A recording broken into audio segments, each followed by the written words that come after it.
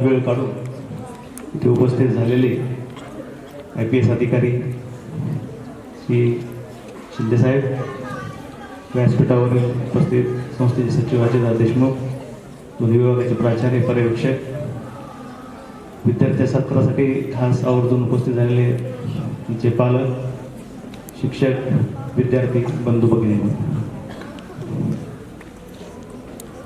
आता सरांनी आपल्याला जे मार्गदर्शन केले त्यातला टेक ऑफ मेसेज काय एवढं सांगण्यापुरत मी इथे एक 5 मिनिटं करत आलेलो आहे.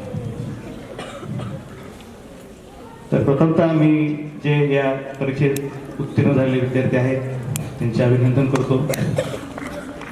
त्यांनी एक पहिला मेसेज काय दिला त्यांच्या भाषणामध्ये की त्यांनी 4थीला स्कॉलरशिप एक्झाम पास झाली होती. जे 4थीला स्कॉलरशिप एक्झाम पास झालेला विद्यार्थी इतका गुणवंत असतो की तो भारतातल्या जगातल्या कठीण परीक्षा उत्तीर्ण करून IPS ऑफिसर होतो. फक्त नुसत्या नोकरीच्या मागे न लागता किंवा नोकरी डोळ्यापुढे ठेवून एज्युकेशन घेऊ नका. Skill based education. सध्याचं युग हे टेक्नॉलॉजीचं युग आहे.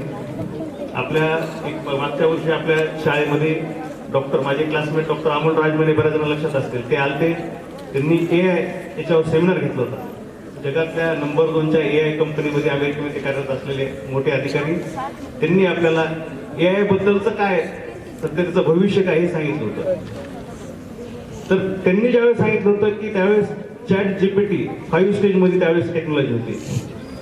वर्षभरामध्ये ही टेक्नॉलॉजी एवढी पुढे गेली की आर्टिफिशियल जनरल इंटेलिजन्स म्हणजे तुम्ही इमॅजिन करू शकणार नाही या पद्धतीचं त्या आर्टिफिशियल जगानं अचिव्हमेंट केलेली आहे. सध्या तुम्ही आता एक लेटेस्ट करंट आवडत असतो तो समाज, त्या समाजाचं वातावरण जे आज परिस्थिती बदललेली आहे ते कसं निकोप राहील, त्या निकोप वातावरणात आपलं लेकरू वाढणार आहे हे लक्षात घेता ते सामाजिक वातावरण चांगलं राहण्यासाठी प्रयत्न करायचा आहे. आपल्या घरातलं सुद्धा वातावरण आपण त्या अनुषंगाने चांगलं ठेवायचं आहे.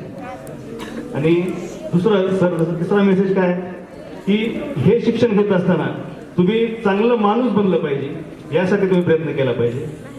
रोज तुम्ही प्रार्थना म्हणता, मानसाने मानसाशी मानसा समवागणे. हे गीत नीट लक्षात घ्या. नीट लक्षात आल्यानंतर तुमचा खऱ्या अर्थानं माणुसकीचा प्रवास चालू होईल शिक्षणाबरोबर. आणि ते लक्षात घ्यावं असं मी तुम्हा सर्व विद्यार्थ्यांना आवाहन करतो, पालकांना आवाहन करतो, सर्व शिक्षकांना आवाहन करतो आणि माझा अध्यक्ष समारोप संपवतो. जय हिंद, जय भारत.